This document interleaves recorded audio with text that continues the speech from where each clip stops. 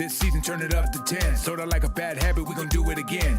Ready or not, we're gonna tie up some ends. Go tell a 36, try to grab all the friends. We're back like we never left. On track like a treble clef. Skip a beat on the 7th rest. Bring feast, we don't pass them over. We got the first fruits, no weighted shoulders. Can't live on that bread alone. Every word of God's mouth will fuel me on. That's scripture, that's Christ alone. That's grace alone, that's faith alone. All glory to God, cause that's his alone. Since the lamb's been slain, we can each belong. The Lord is my strength, my peace, and my song. Yet I'll lay it all down at the feet of his throne. This yoke is easy, this burden's light. Even with a loud mouth trying to eat at the mic. Even if we down south, the humidity spike. Veils torn in two, so we gon' be alright. It's all grace till the Hoff goes off. Heretics better run till the top blows off. Got them all stood still like a jaw full of Botox. Time to break them down like a jaw on a blow pop. Don't stop, they're in need of it though. Through grace by faith, they could easily grow. New wave, new age, new way to see bro. Now one truth, life, one way to his throne.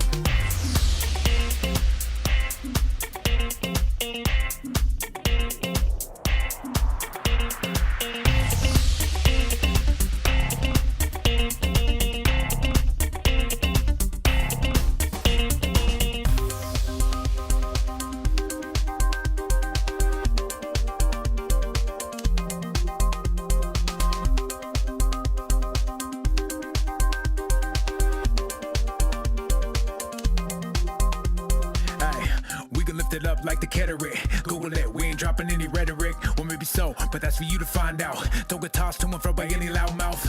What you think it's Indiana Jones, son? It's the year of the feast, we gon' grow some. Time to put some meat in the bones. Gotta put the milk down, son, it's time to leave home. I'm just saying there's a time in the season you gotta be a Berean. If you just hear and believe it, you could be walking with demons. It could be rendering Caesar. All the things that go to God, that's a little like treason. Wait, welcome back, my friends. Did you ever really think we could pass the 10? Our stocks up, we about to trend. Cause the whole 36 wanna rap again. Wait, sounds so good to be true. Like Rabbinic land, ain't no ladders, just shoot. We hold true if it's loaded in the cannon. Best believe it's understanding. If it's not, it ain't proof. Like sacred name of the 2-house frame. You start to tickle, then you fill it in the blanks. You better not, you be better off. Not trying to hassle Hoff, you can take it to the bank. This night ready, he's about to go off. Put the ring on your finger from the Cracker Jack box. It's hide and seek, let's see if you can find out all the little messages you hear before the timeout. Ever seen a scholar with a blue belt? I have, he's about to make your food melt. The loud one, and he strikes again. But don't let him close range, he gon' bite your friends. So relax, got it still in control. He knows every care, every fit that you hold. He knows every hair, every need for your soul. Nothing new around here, this story's been told. I bet you feel weak and your life is in tatters. With bruised feet, your body is battered. You can't reach, trying to climb up that ladder. Sit back and hold fast till Messiah matters. These guys are laughing.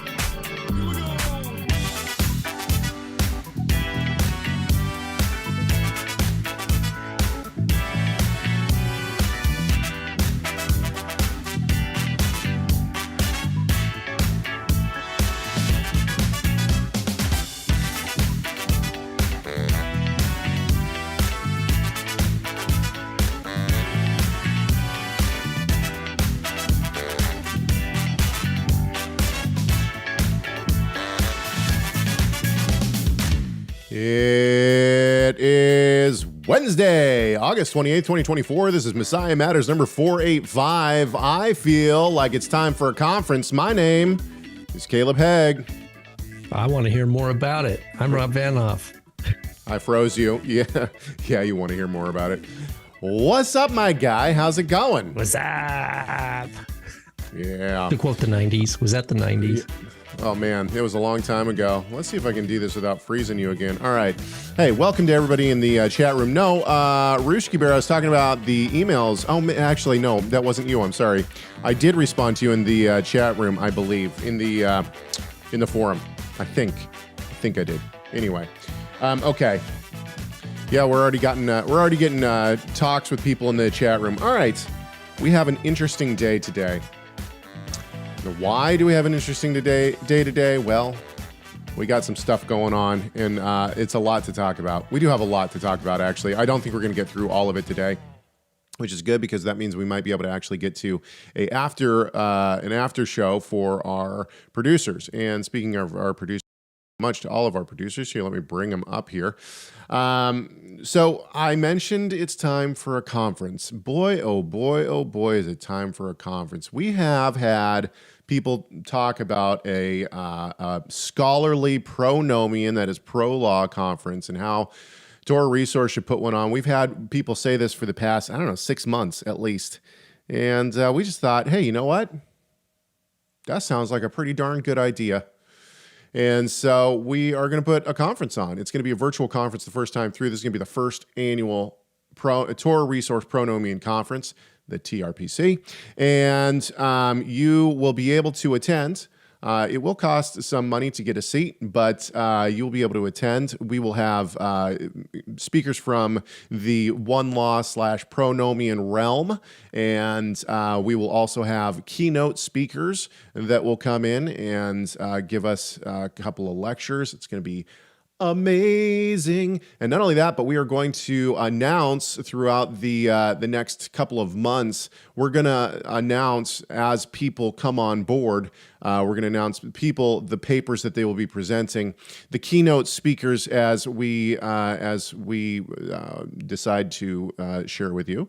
And we're going to do all this through social media and whatnot. But right now, save the date. December 15th. 2024 will be the first annual Torah Resource Pronomian Conference. It'll all be online. You'll be able to sign up shortly on TorahResource.com. And Rob is spearheading the entire thing. Rob is going to be, I'll let you know this. This is the one piece of information of people who will be there that I will let you know about. Rob Vanhoff is not only going to be possibly a respondent or a presenter of a paper, but he will be the moderator for the entire conference. He'll be running the whole thing. It's going to, and he's already being the gatekeeper. He's already sifting through papers that people have started to submit, titles and whatnot, giving a little bit of advice here. Saying maybe not so much here, but this is really, I'm very excited about it. I think this is, and our hope is that it'll get big enough that at some point we can do some in-person stuff at the ETS and possibly the SBL, where people from the pronomian realm will be able to get together and we'll be able to come together personally, but then we'll also have, an annual conference as well. Rob, is there anything you want to talk about this conference? No, you did a beautiful job. Oh, come on, man. Are you excited for it at least? I'm totally excited for it. I'm excited for this. The way I think about it is that this is, although produced by Torah Resource, the purpose is not to advance particular Torah Resource specific viewpoints. Rather, we want to encourage and foster and cultivate positive discussions about God's revealed word, God's Torah, among believers in Yeshua. So that could range from people who are like, hey, I'm just kicking the tires on this Sabbath thing, or it could be, hey, some other thing. I don't think the feasts are for us, or, hey, what do I do with other things like that, where it's not an attack. We're not fostering conversations that are attacking God's Torah or its applicability, but rather trying to encourage positive discussion. It's like discuss. God's Torah is good. Discuss among yourselves. Yes. So yes, exactly. Say, So several things here. Number one, we need to basically, there has been a healthy discussion among people about the term pronomian, and what Torah Resource is doing is taking the term pronomian as Bonson originally used it, which was a theological term, which means it could be a wide range of theological beliefs, and so that's how we're going to use that in this conference and in some of the other things that we got cooking in the kitchen right now that are yet to be announced. We have other things going on as well. But the point is that, like Rob said, we want to foster good, healthy, not only just discussion. So it's not just about having discussions. It's not just having open discussions. It's about having high-level scholarship and high-level scholarly discussions in the realm of the Torah and believers in Yeshua. This is what we are attempting to foster. And so I think I do think that people are going to be impressed and encouraged by the keynote speakers that we are attempting to get on board. We have some speakers who are already submitting papers from the pro-law realm. In other words, speakers who are 100% pro-law and are wanting to present as well. And people in the chat room are already throwing out names, asking us if they will be presenting. It is a tight lid on this one. In fact, we've talked to some people who might be potential sponsors for the conference itself, and we have let the cat out of the bag in terms of some of the keynote speakers that we are securing. But with that said, we are trying to keep a very tight lid on who else is going to be on who's presenting at the conference. With that said, Mike says, what if people wanted to sponsor this effort? Yeah, we are looking for sponsors. Torah Resources is doing a lot of stuff right now, and the amount of funds that are going out are significant, and so we're looking for sponsors not only for the conference, but also people who want to help support the work that we're doing. So, if your company or your school is looking to sponsor and get your name out in front of some people, we're looking for people to help sponsor the conference. Once again, December 15th, and you'll be able to sign up on Torah Resource very soon to be able to get tickets and secure your seat for the conference. But if you would like to be a sponsor for the event, then you can get a hold of me, chegg@torahresource.com. In fact, I'm going to pull my email address up here for everyone right now. If you have questions, comments, anything for this show, or if you'd like to be a sponsor for the first Pronomian conference, you can do so by emailing me, chegg@torahresource.com. It's CHEGG at torahresource.com. Also, and we don't say this enough, if this program, if Messiah Matters is an encouragement to you, if it has helped you in some way, if it matters. If it matters, we're on a value for value model, which means that if you're receiving some value, if you'd like to send some value back to us, we would sure appreciate it. You can find a donation link in the description of the YouTube video. You can also go to torahresource.com. And you can donate right there. There's a button on the homepage. And the donations that people give are literally what keep this show going and what keeps Torah Resource up and running, and allows us to try to put things forward for the Torah observant communities, like a Pronomian conference. And I'm genuinely very excited for this. I think as the list of presenters comes out, I think other people are going to be very excited as well.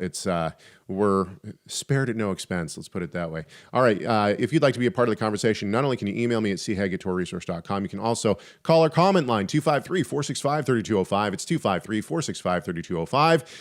And if you'd like to listen to past shows or wear around some merch from Messiah Matters, you can do so by going to messiahmatters.com. Look at Rob. He's repping it both top and bottom. He's got the sweatshirt and the hat on. There you go. Right on, right on. Also, like I've already referenced, torahresource.com. You can go to Torah Resource, find articles, free stuff, all sorts of stuff. You can also donate to this show. Just click the donation button and send us some love. I know it sounds like it wouldn't do anything, but it actually does help us to be able to produce this show. And it is a huge blessing to us.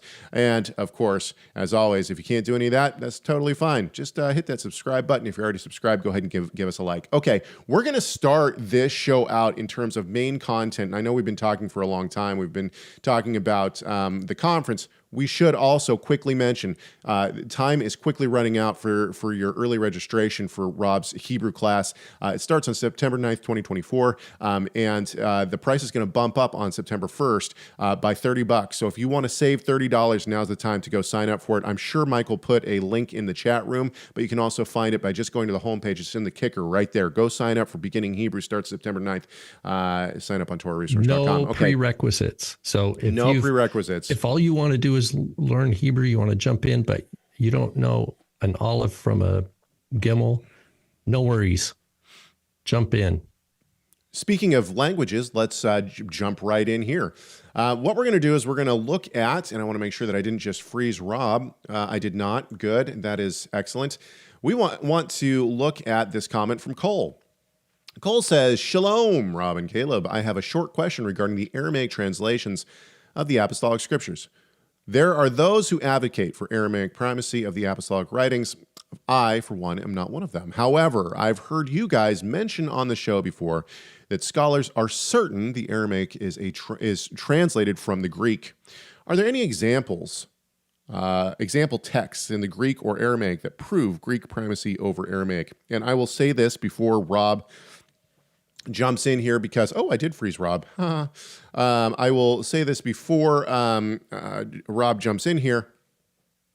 Rob has written a fantastic article on a review of the Aramaic New Testament 5th edition.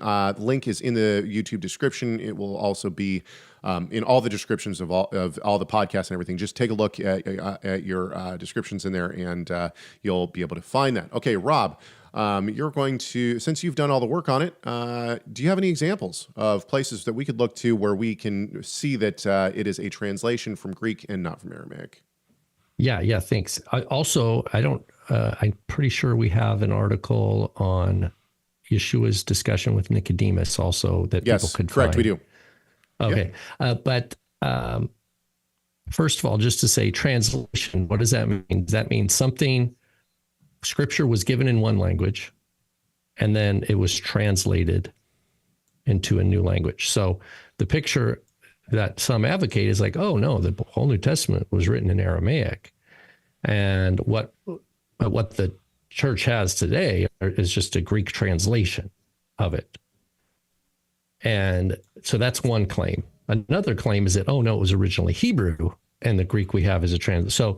So among the fringe groups, some say, no, it was Hebrew. Others say, no, it was Aramaic. But both are saying, oh no, it was given in a that we don't have access to. And usually that's the point where they smuggle in some secret teaching that you would only know if you only knew that it was really Hebrew and not Greek. If you only knew it was Aramaic and not Greek, you would understand something, right? Remember, I think we did a mystery Bible theater on a gal who was about the Aramaic, right? That Jesus spoke and all this kind of stuff. So that's nonsense, first of all. Tell us how it really is. The Greek texts we have in the Apostolic are not translations. They are composed. The compositions we have from Matthew to Revelation are compositions that are written in Greek originally. Now, sometimes there's a citation of Yeshua saying something in Aramaic, right? Sometimes Paul will cite the Torah or Yeshua, and that is a translation. So the Greek, Yeshua says, "Love your neighbor as yourself." Obviously, that's being written in Greek. We're not saying that the original commandment was Greek. Obviously, that was Hebrew. Sure. But and then it's like, Yeshua says, "Talitha kumi," right? Little girl, arise. Or on the cross, Eli, Eli, lama sabachthani, or that's Aramaic. So Aramaic is captured with the Greek letters. So we have that. But one of the things they'll say is, well, where are these originals that you have? Well, the people who push Hebrew primacy say, oh, we have it in the Vatican vaults. They're hidden. Right. And that's like the Nehemiah Gordon claim and stuff like that, or people like that. Oh, and they even say Yehovah, just stuff that's so bad and so awful. But with the Aramaic, some people say, oh, it's in the Peshitta, right? And so, which is the Syriac, basically the Orthodox Syriac church. But the top Peshitta scholars, New Testament Peshitta scholars today, know it's a translation. They don't. How? They know the languages so well. They're fluent in Arabic and Syriac, and they know Greek. They know it's a translation. Now, to key vocabulary, there's a bunch of examples that are in that article. If people want to download my response, it's about 10 years old now, to the Andrew Gabriel Roth publication, which was already then on its 5th edition. So that has been around for 25 years, probably, I think, at least, pushing that Aramaic was the original. But I'll give you an example of an easy one. The word that Paul writes, he uses it a couple different times, the word arabon, for what he calls is the pledge of the Holy Spirit given to the believers. Paul in Greek, he uses the Hebrew word. He writes it in he writes the Hebrew word in Greek letters, arabon. And because obviously he's writing and he's teaching people what this Hebrew term, arabon. Well, if you look at the Aramaic Peshitta, it's like some strange word. It's not a Hebrew word at all. If all you had was this Aramaic text, you wouldn't know what Paul was really talking about. When you read it in Greek, you're going and you understand. He's like, oh, this is a Hebrew word he's teaching right now. There's examples like that. There's examples from, if you want to read my article, short bit on John chapter 3, Yeshua talking with Nicodemus, that there's an example there you can review. These are just ones that come to the top of my head. But here's the other thing is we want to understand that the Second Temple period was a time where Jews in the land of Israel and in the diaspora spoke a multitude of languages, but Greek was the main, what they call the lingua franca. Aramaic had already come and gone with that. And so what you see, and you see this in the Septuagint, that is the Greek translation of the Torah, there are all these places where the Greek words used are actually Aramaic words spelled with Greek letters. So we see that it's the Jewish communities were speaking Greek. The Maccabees, Philo, Josephus, all were educated Jews who wrote in Greek, and they sometimes talked about a Hebrew word, sometimes talked about an Aramaic word. Go ahead. Well, I was just going to say, I mean, the fact that they're transliterating the Aramaic into Greek letters, this is a clear evidence. Pascha. All the main words, Sabbatah, Sabbath, the word for Pascha, Rabbi, or Rabbi, Abba, Father, right. Manna, the word for manna, that's Aramaic. In Hebrew, it's man, but manna is Aramaic. But these are the words that Greek-speaking Jews knew in their Aramaic terms. So they were kind of, their brain was blended with words that they knew from their Aramaic-speaking predecessors, but but there was not a problem for them to speak in Greek. Any difference than it's a problem for us to speak in English today and occasionally use an Aramaic or a Hebrew word. But what happens is Greek becomes demonized sometime around the Talmudic era, because you have a shift in rabbinic viewpoint at some point where they go from, you could, in the Mishnah, if you recite the Shema in Greek, you've done your obligation. You don't have, in other words, the rabbis in the time of the Mishnah, which is still after the destruction of the temple, but they're saying, if someone says the Shema in Greek, they've still said the Shema, right? You might think they say no, unless you say it in Hebrew, it doesn't count, right? Because they are viewing that the Shema it's an obligation to recite. And even if you do it in Greek, that's fine. You've met your duty there. But a couple hundred years go by, and the rabbis turn on the Septuagint. And sadly, it's polemical, though. The motive of that turn is not substantive with the Greek-speaking Jewish heritage. It's like, look, we have to attack, and largely because you have a lot of believers who are using the Greek language as their main language. And by attacking their language is one way the rabbis can try to get some traction against them to say, no, we have the true tradition that goes all the way back to Moses. And it's not Greek. Ironically, there are thousands of Greek and Latin loanwords throughout all of classical rabbinic literature. It's like synagogue throughout. Afikomen, right? From the actual Passover, the Mishnah relating to Passover uses a Greek term.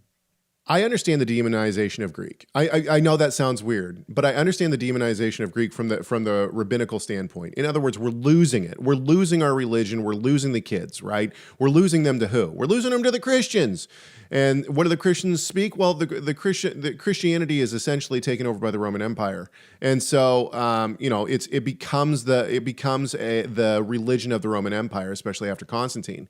And so it's like, okay, well, what do we do? Well, they're all speaking Greek. Let's just say let's just say Greek bad. Come back to Hebrew, right? So, I mean, it's understandable why that happens, but it doesn't happen until it's late. Okay, anyway, so I hope that answers the question for Cole.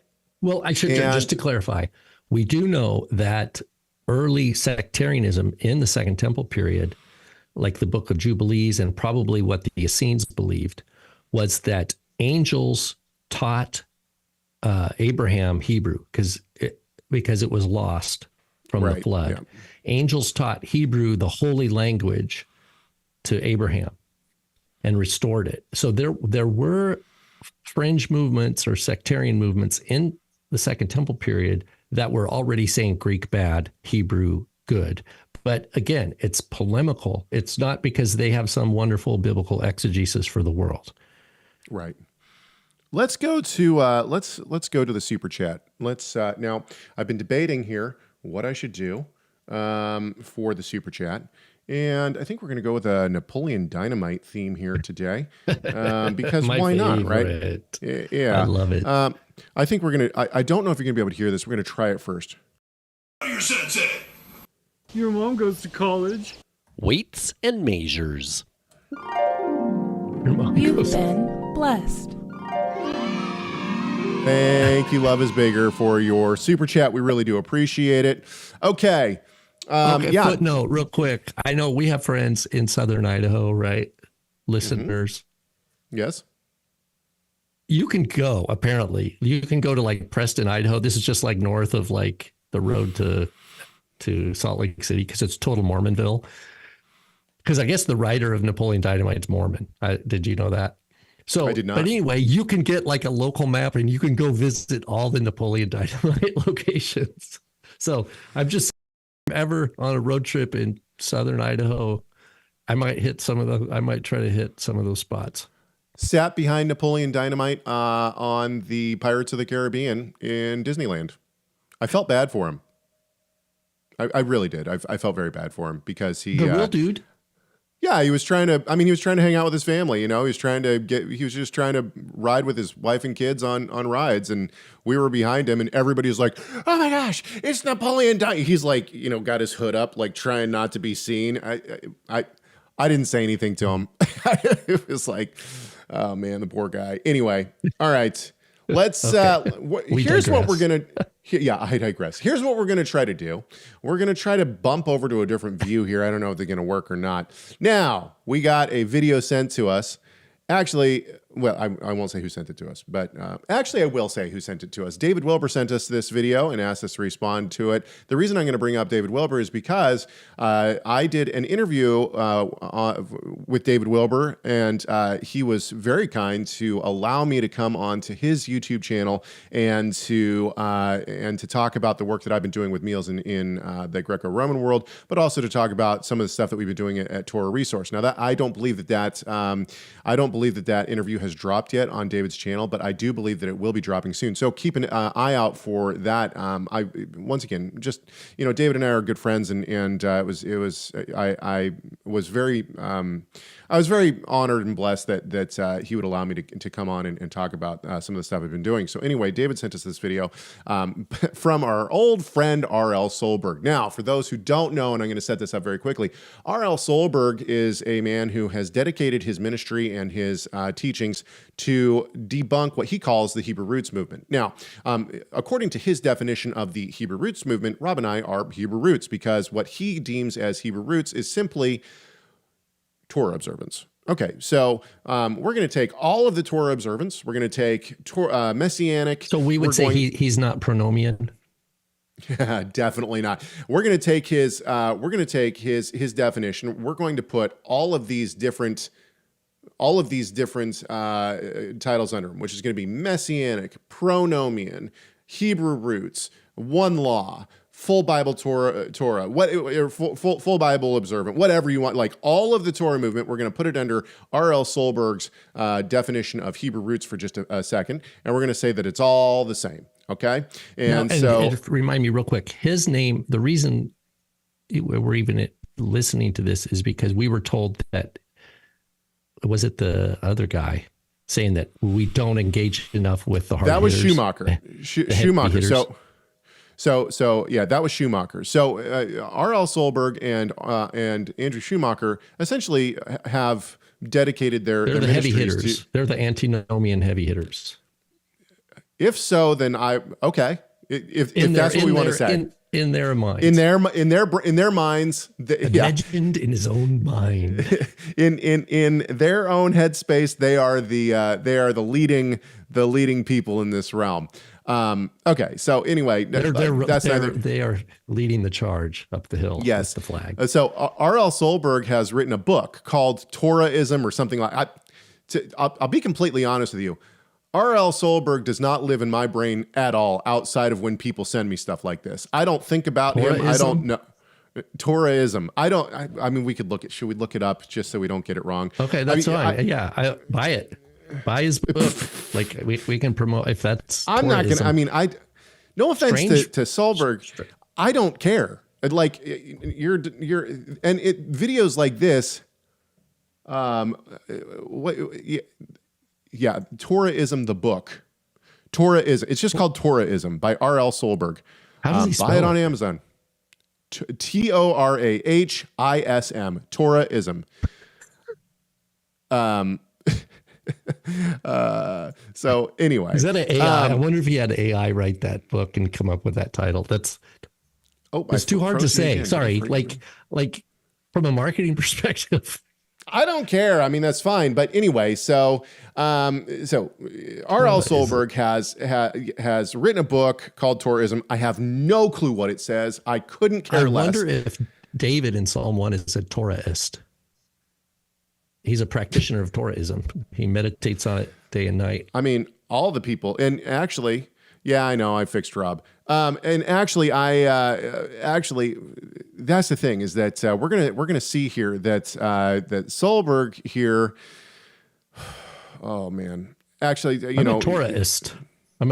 So all joking aside here, and okay. All I'm not trying to slander Solberg here, but honestly, the last time we talked about Solberg and the last time we watched a video by Solberg, Rob, getting frustrated, said this guy needs to go back to school. I would say after I watched this video, this is genuinely how I felt. I honestly thought this Solberg needs to go back to Sunday school, back to like the very beginning.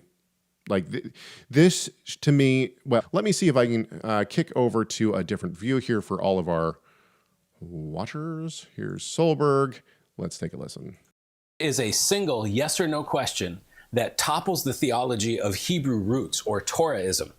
Does God still require animal sacrifices to atone for sin? If your answer is no, that's no longer how we atone for sin, which by the way is the correct biblical answer, guess what? You're acknowledging that the Old Covenant law is no longer in effect because the Torah explicitly requires animal sacrifices to atone for sin. And if your answer is yes, they are still required, well, then you've put yourself in quite a pickle. Because first of all, if that's the case, why did Jesus die on the cross? Was his sacrifice not enough to atone for all sin? And secondly, that answer directly contradicts the New Testament, which teaches that Jesus was our ultimate sacrifice of atonement, who appeared once for all at the culmination of the ages to do away with sin by the sacrifice of himself, and therefore, sacrifice for sin is no longer necessary. Okay, now hang on before we launch into it. Just a couple of things here. To everyone in our chat room who. I think that a lot of people in our chat room are going to know exactly the major issues with this. Second of all, this genuinely, and I mean this with 100% sincerity, this genuinely makes me sad. It makes me sad for a slew of reasons, but the main one is that clearly Solberg does not understand how God saves believers. He does not understand salvation. At the very core of Solberg's ministry, he has misunderstood and gotten salvation and justification wrong. He believes that, listen to, we're gonna play the first part of it again, but listen to what he says about sacrifices atoning for sin. This is not coming from a Hebrew roots or a Torah perspective. You listen to Ligonier Ministries, listen to John Piper, listen to John MacArthur, listen to Alistair Begg, listen to the Gospel Coalition. You listen to any Christian heavy hitter teacher. They're going to tell you that salvation has always been the same. It has never changed. The blood of bulls and goats does not save you. The idea that somehow sacrifices atone for sin in the way that he's talking about shows that Solberg doesn't understand the basic tenets of Christianity. It's not a false it's premise. It's the not question the Hebrew roots. is a false. I have to me, can I share a couple of scriptures? Well, let's listen to the beginning one more time real quick, and then absolutely. Okay. And I'm actually going to read that. So he has a couple of scriptures come up onto the screen. We're going to read those real quick, and then I will pass it over to you. Let's listen to this one more time. Is a single yes or no question that topples the theology of Hebrew roots or Torahism. Does God still require animal sacrifices to atone for sin? If your answer is no, that's no longer how we atone for sin, which, by the way, is the correct biblical answer, guess what? You're acknowledging that the Old Covenant law is no longer in effect because the Torah explicitly requires animal sacrifices. Okay, and this is where we're going to pause. On the screen right now, he has Leviticus 16 and 17:11. Now, he's decided to take chapter, Leviticus 16, and just reference the entire chapter. And that's fine. I have written down a couple of these. Which is the Day of Atonement. For those right. Yeah, who've been through the Torah many times, is like Leviticus 16, that's talks about the Yom Kippur, the Day of Atonement. So Leviticus 16:6, I just pulled a couple of verses from Leviticus, 2 verses from Leviticus 16 to show kind of where I think Solberg's head is here. In Leviticus 16:6, it says, Aaron shall offer the bull as a sin offering for himself and shall make atonement for himself and for his house. In Leviticus 16:16, it says, thus he, that is Aaron, shall make atonement for the holy place. I thought it was for sin. Anyway, because of the uncleanness of the people of Israel and because of their transgressions, all their sins. And so he shall do for the tent of meeting, which dwells with them in the midst of their uncleanness. So the reason I chose 16:6 to reference this is because apparently the holy place and the tent of meeting have transgressed, and now they need atonement from their sins as well, according to this theology.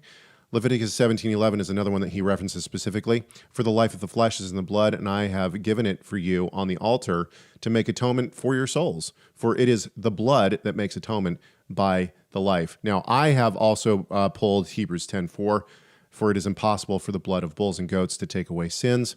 And therefore, Solberg has some explaining to do. But first, and I have a quote from my father here on the word kafar, but I'm going to pass it over to Rob before I do that. Rob? Yeah, well, we don't even need to go to read the New Testament times. Like, for example, if you go to Isaiah 1, and I'll just read here from Isaiah 1. What are all your sacrifices to me, asks the Lord. I've had enough of burnt offerings and rams and the fat of well-fed cattle. I have no desire for the blood of bulls, lambs, or male goats. Verse 13, stop bringing useless offerings. Your incest is detestable to me. New moons and Sabbaths, calling them solemn assemblies. I cannot stand iniquity with the festival. I hate your new moons and prescribed festivals. They become a burden to me. I'm tired of putting up with them, etc., etc. Or Psalm 50. I will not accept a bull from your household or male goats from your pens, for every animal of the forest is mine, etc. Verse 13. Do I eat the flesh of bulls or drink the blood of goats? Sacrifice a thank offering to God and pay your vows to the Most High. So the point is here, the prophetic rebuke of the people of Israel with respect to the sacrifices and the fact that they're coming with wrong motivation we didn't need Jesus to tell us that. The prophets had already been railing against Israel, yes, for not understanding that they could have a sinful life, but they would just come and check the boxes and think that they're okay. It sounds to me a lot like American Christianity. You can have, right. But the boxes they check are traditions of men. Is the only difference. If you want to bring in the Hebrews passage, Hebrews 11 goes into great detail that all the way back to Abel, it was only those who had faith that were pleasing to God. As a matter of fact, without faith, it's impossible to please him. You could bring all the burnt offerings you wanted, and it's not going to be a pleasing aroma unto the Lord.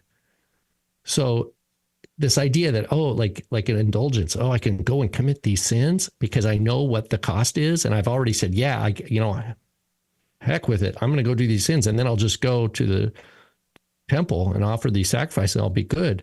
That's horrible theology. And so this idea of, does God still require, this person, Solberg, is giving his listeners this idea, false idea, that God had one way and then he did away with it and instituted a new way. Yeah, there's no need for Christ, right? The book of right? Hebrews goes point by point to saying, no, that's a false understanding. All the way back to Abel, it was by faith. By faith, Abel, by faith, Enoch, by faith, Noah, by faith, Abraham, by faith, Joshua, Caleb, Moses. Some of these aren't explicitly mentioned in Hebrews 11. But the point is, he's saying all these people were acceptable to God by faith. That's why Abel's offering was accepted to God, because God looks at the heart. And so when Hebrews says it is impossible that the blood of bulls, etc., he's just speaking the truth. He's speaking the truth, that if you're reading the Torah to think that this blood actually somehow accomplishes forgiveness, then that's misunderstanding the covenant. It's misunderstanding relationship with the living God. So anyway, that's my thought. Go ahead, Caleb. Yeah, there's just so much here. According to this, and there are obviously lots of people who hold to such a theology. But the fact is that if you believe that the blood of bulls and goats somehow atone for sin under the quote unquote old covenant, then God sent his only begotten son to suffer excruciating pain at the hand, for something he didn't do, for convenience. And what I mean by something that they could have got somewhere else. That's my point. That's my point, is that if you already had a system where people were doing just fine, offering their blood and their bulls and goats each year on Yom Kippur and offering sacrifices, why in the world would God need to send his son if we had a system that already worked? This whole theology he's suggesting there's two different religions. Two different ways of salvation. That God revealed a certain religion, and then that didn't work. But you're right. He's saying he can't have it that way because he has to say it worked. That religion worked. According to him. Yeah. But then it worked. But then it came to a time where God's like, you know what? It's this is inconvenient anymore. I'm going to give a new religion. It's inconvenient for the people, right? The poor animals. God became a part of PETA. He started PETA, and he was like, no, we can't be sacrificing anymore. These animals, they're too precious. No, we're not going to do that anymore. I got to send my only son to die on the cross. Excruciating, Anyway, the point here is simply that this is a theology of crucifixion for convenience sake, because my people were inconvenienced by doing what I told them to do to atone for sin.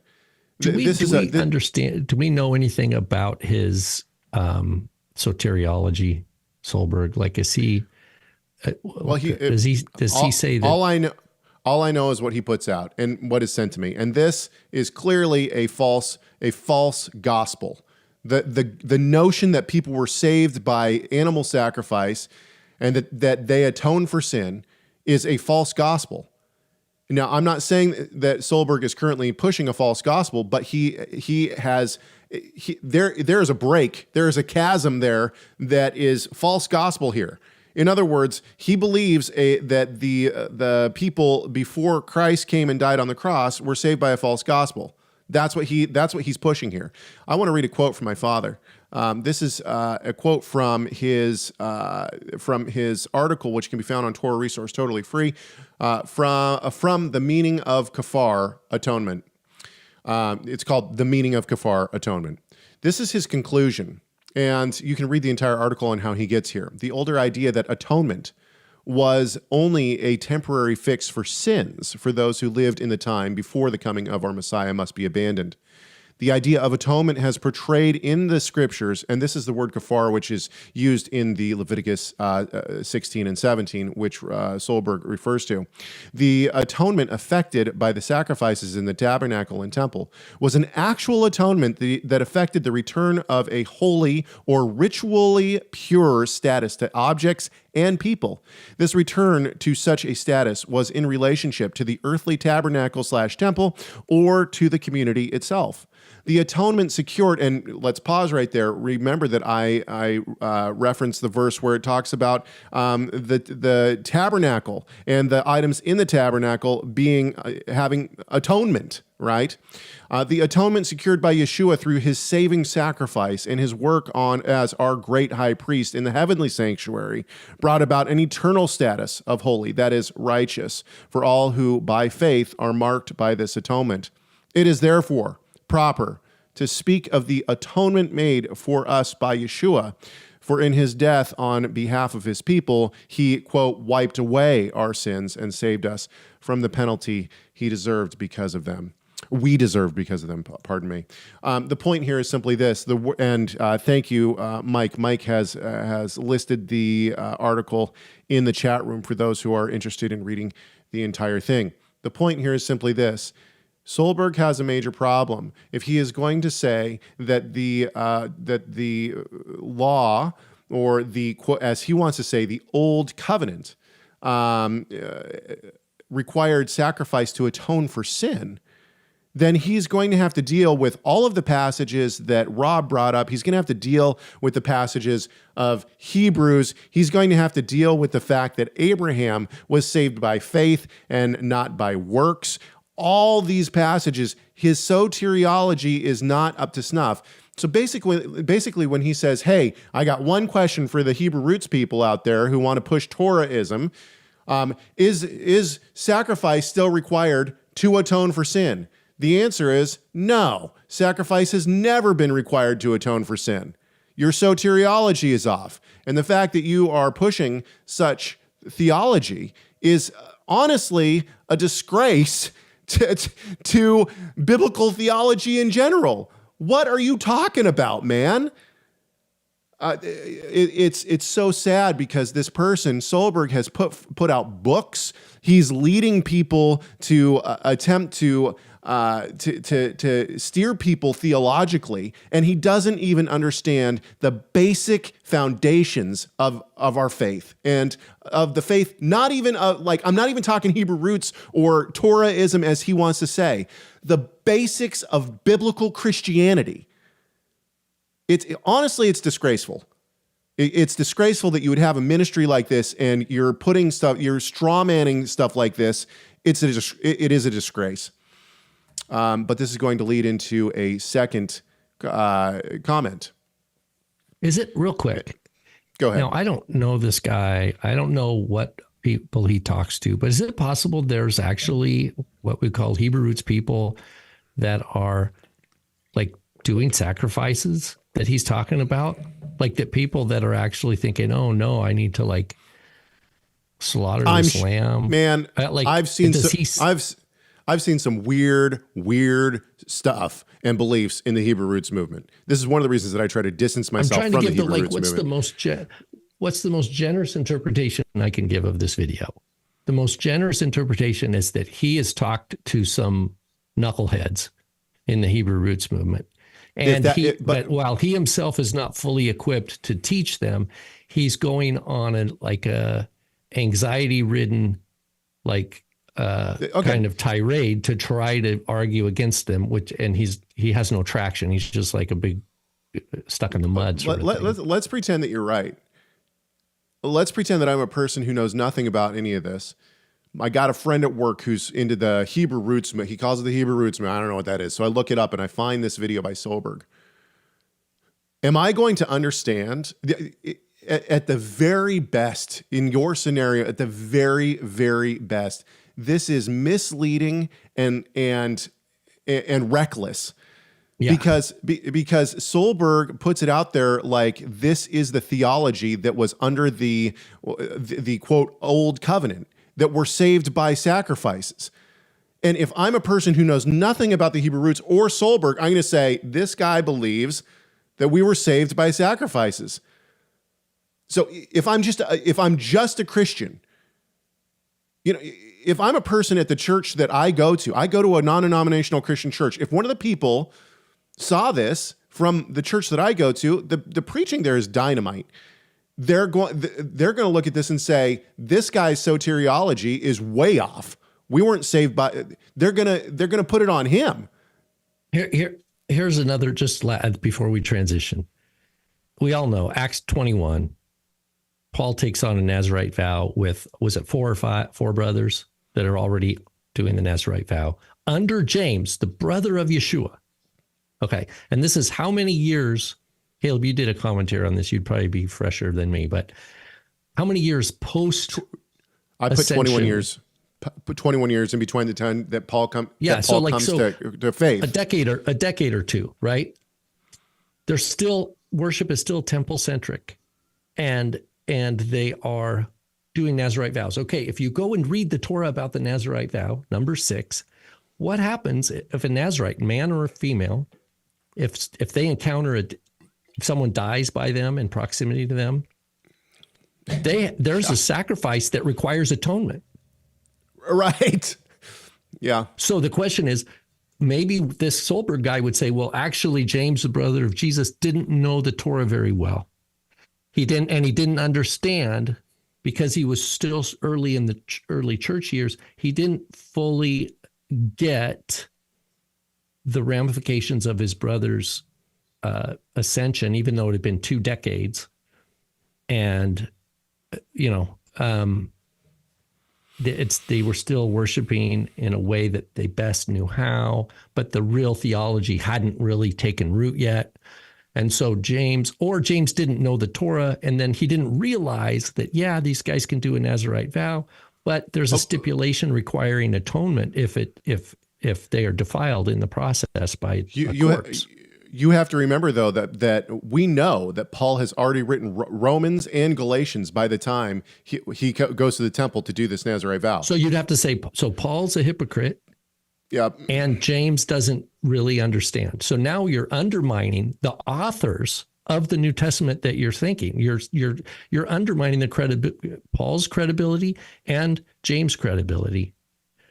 And you might as well take the Gospel of Luke and Acts out, because Luke learns what he knows from hanging out with Yeshua and interviewing all the women, hanging out with Paul and interviewing all the women who were part of Yeshua's birth, John the Baptist's birth, like all the wonderful accounts. You have to take him off the deal. I mean, heaven forbid, Luke frames everything in terms of Sabbath days, Pentecost, right?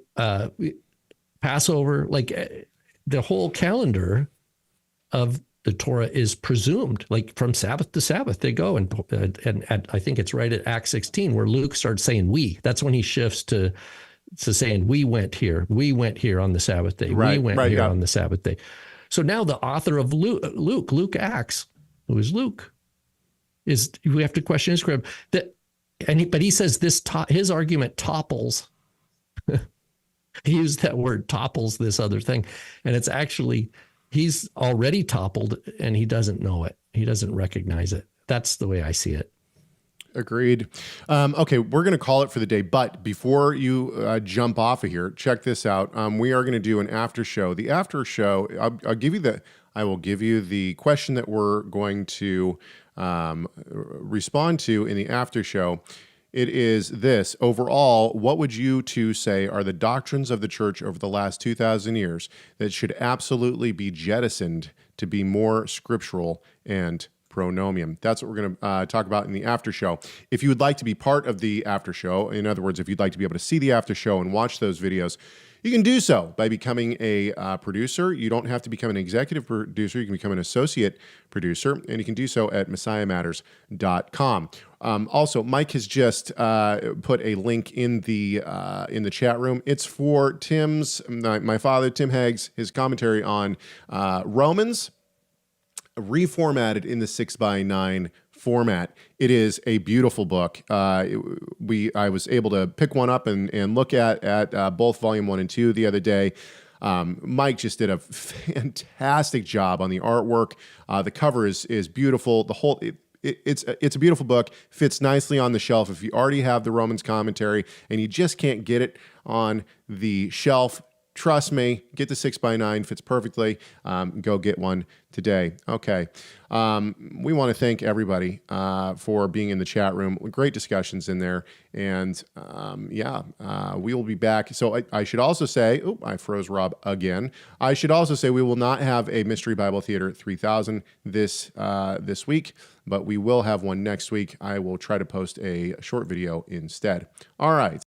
We hope that this conversation has done at least one thing, and that is to glorify our great God and Savior, Yeshua the Messiah. Why? You know why? Because Messiah matters.